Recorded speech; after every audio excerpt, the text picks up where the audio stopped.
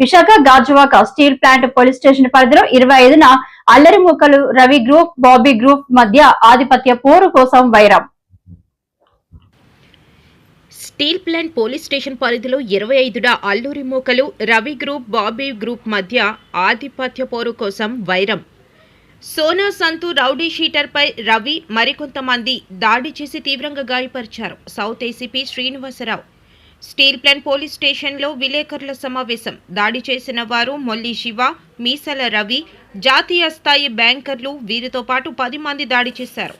సమాజంలో అసాంఘిక కార్యకలాపాలు నిర్వహించి శాంతి భద్రతలకు విఘాతం కలిగిస్తున్నారు.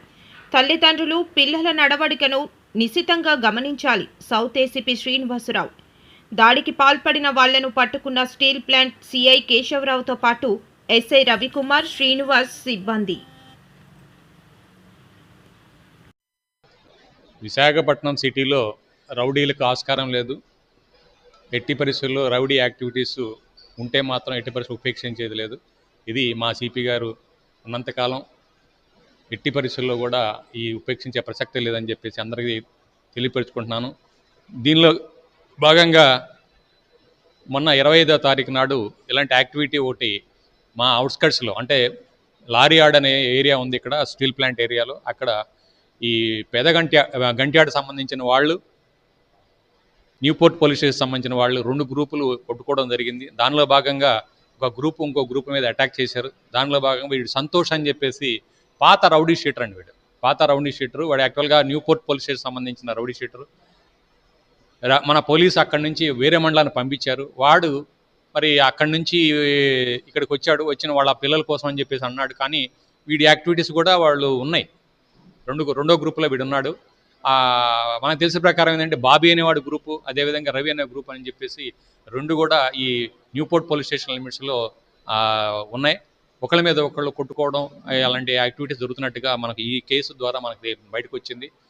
అయితే ఈ కేసులో ఈ సంతోష్ని ఈ మొల్లి శివ, అదేవిధంగా ప్రవీణ్, మిగతా వాళ్ళ ఫ్రెండ్స్ అంతా కలిసి దాదాపు 12 మంది దాకా దీంట్లో ఇన్వాల్వ్ అయినారు.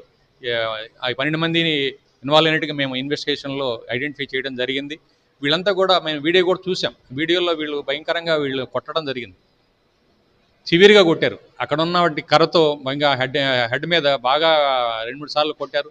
అదేవిధంగా వీళ్ళలో కొంతమంది బాక్సర్స్ ఉన్నారు. బాక్సర్స్ కూడా వాళ్ళకి వచ్చినటువంటి ఆ విద్యతో వాళ్ళు పంచులు వేసి విపరీతంగా కొట్టడం జరిగింది. వాడి కండిషన్ కొంచెం సీరియస్గా ఉంది. సంతోష పరిస్థితి క్రిటికల్గా ఉంది. దాదాపు 10 కోట్లు పైగా పడినాయి. ఇప్పుడు వీళ్ళందరినీ అరెస్ట్ చేసిన తర్వాత ఇప్పుడు మనం విచారిస్తే తెలిసింది ఏంటంటే వీళ్ళంతా కూడా బిలో 30 years అండి. అంతా అన్మ్యారీడ్ యూత్. మరి వీళ్ళు రాంగ్ ట్రాక్లో పోతున్నారు. యూత్ అంతా కూడా రాంగ్ ట్రాక్లో పోతున్నారు.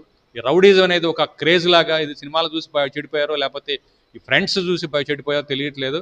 ఈ దాదాపు నాకు తెలిసి ఏంటంటే వీళ్ళు కొంతమంది ఫ్రెండ్స్ ఉన్నారు. వీళ్ళు ఈ రవి గ్యాంగ్లో, తర్వాత బాబీగఢ్ గ్యాంగ్లో చేరి వాళ్ళ మాటలు విని మరి రౌడీజం లాగా మారాలనో లేకపోతే హీరోయిజంగా మాట్లాడాలనే ఉద్దేశంతో వీళ్ళు ఈ విధంగా తయారవుతున్నారు. ఒక్కొక్కళ్ళు ఈ మొల్లి శివ అని చూస్తే నేషనల్ ప్లేయర్ అండి. బాక్సింగ్లో నేషనల్ బ్రాంజ్ వచ్చింది. అదేవిధంగా మీసాల రవికి నేషనల్ గోల్డ్ వచ్చింది. మరి ఇవన్నీ ఇంత మంచి విద్యను నేర్చుకొని దేశానికి మంచి పేరు తీసుకురావాల్సిన వాళ్ళు మరి ఈ రౌడీ యాక్టివిటీస్లోకి వెళ్ళిపోయి ఈరోజు అరెస్ట్ అయ్యి జైలు పోతున్నారంటే ఎంత బాధాకరమైన విషయం. దీని ద్వారా మన తల్లిదండ్రులందరికీ కూడా ఒక అప్పీల్ చేస్తూ ఉన్నాను. ముఖ్యంగా ఎవరైతే యూత్ ఉన్నారో, అన్ఎంప్లాయిడ్ యూత్ ఉన్నారో, చదువుకున్న వాళ్ళు, ఏ ఉద్యోగం లేకుండా, ఏ పని లేకుండా బయట తిరిగే వాళ్ళు ఎక్కడికి పోతున్నారు, ఎవరితో సవాసం చేస్తున్నారు, మరి ఎవరితో తిరిగి మరి ఏదైనా సమస్య తీసుకొస్తారనే ఉద్దేశంతో మీరందరూ గమనించాలి.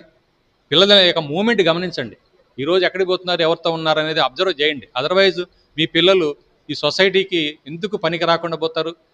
అదేవిధంగా ఒక యాంటీ సోషల్ ఎలిమెంట్గా తయారయ్యే అవకాశం ఉంది. తర్వాత క్రైమ్లో ఇన్వాల్వ్ అయ్యే అవకాశం ఉంది.